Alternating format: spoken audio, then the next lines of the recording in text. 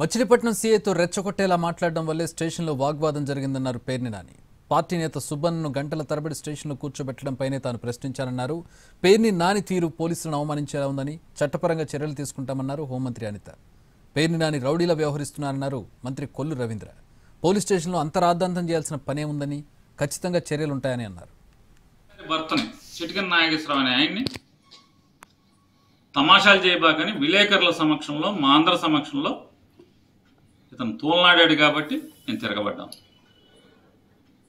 అంటే నేను దాడి చేయాల, కుర్చీలో కూర్చునే ఉన్నా, రెచ్చగొడతాక లేచి నుంచుని నన్ను రెచ్చగొట్టినాడు. అయినా నేనే కుర్చీలో కూర్చునే మాట్లాడా.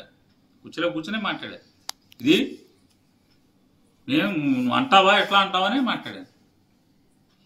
నన్నేం ఉరేయలేమన్నాడు. నువ్వు సుబ్బన్ ఉరేస్తావేంటి, నువ్వు సుబ్బన్ ఉరేయలేవని చెప్పాను. అతను ఐ పిచ్చిలో మాట్లాడాడు, నేను ఐ పిచ్చిలో మాట్లాడాను. మేము ప్రజా జీవితంలో 25 ఏళ్ళ నుంచి ఉన్నాం. ఎస్పీ గారు చట్టం తెలిసిన వాడిని, విచక్షణ తెలిసిన వాడిని.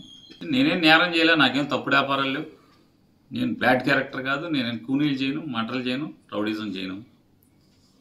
అవమానిస్తే తిరగబడతాను. సుబ్బన్ని విడిచిపెట్టమని అడగలేదు, నేను తీసుకెళ్తానని అడగలేదు. ఇది అసత్యం. పోలీస్ స్టేషన్ కి తప్పు చేసిన వాడికి నోటీస్ ఇవ్వకుండా ఇంట్లో కూర్చోబెట్టుకుంటారా? పోలీస్ స్టేషన్ కి పిలుస్తారు, నోటీస్ ఇస్తారు. నువ్వెవడో చెప్పడానికి నోటీస్ ఇవ్వడం తప్పు, నోటుకొచ్చి మాట్లాడడానికి. పోలీస్ స్టేషన్ లో కూర్చొని ఒక పోలీస్ ముందు, ఒక ప్రభుత్వ అధికారి ముందు గౌరవంగా మాట్లాడలేని వాళ్ళు అసెంబ్లీలో గౌరవంగా మాట్లాడతారు అనుకోవడం కూడా ప్రజల తాలూకా అవివేకం చెప్పుకోవాలి. ఎందుకంటే ఈరోజు ఒక పోలీస్ స్టేషన్కి వెళ్ళి మాజీ మంత్రిగా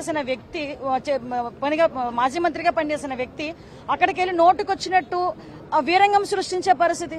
కంపల్సరీగా పోలీస్ డిపార్ట్మెంట్ వాళ్ళకు తగ్గ వాళ్ళ మీద జరిగిన అవమానం కింద భావించాలి. ఈరోజు వాళ్ళ మీద జరిగిన ఎదురుదాడి కింద భావించాలి. డెఫినెట్ గా వాళ్ళ మీద చర్యలు ఉంటాయి.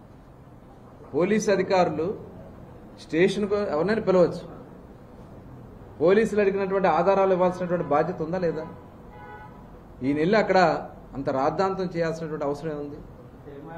అంటే ఒక వాంటెడ్గా భయపెట్టాలి, అలజడు చేయాలి, కులాల్ని రెచ్చగొట్టాలి, మతాల్ని రెచ్చగొట్టాలి, రప్ప లేదంటే కన్ను గీసే రాత్రి వేసే అంటారని మాట్లాడినటువంటి వ్యక్తులు ఏం చేయాలి? వీళ్ళు ఇవన్నీ కూడా మేము కౌంట్ అవుతున్నది, ప్రతిదీ కూడా కౌంట్ అవుతుంది. చట్టాలు ఉన్నాయి, చట్ట ప్రకారం అవసరమైతే జ్యుడిషియల్ సపోర్ట్ తీసుకుని వెళ్తాం. జ్యుడిషియరీ కూడా కలిసి ఇలాంటి వ్యక్తుల మీద చర్యలు తీసుకోవడం జరుగుతుంది. కంట్రోల్ చేస్తాం ఖచ్చితంగా.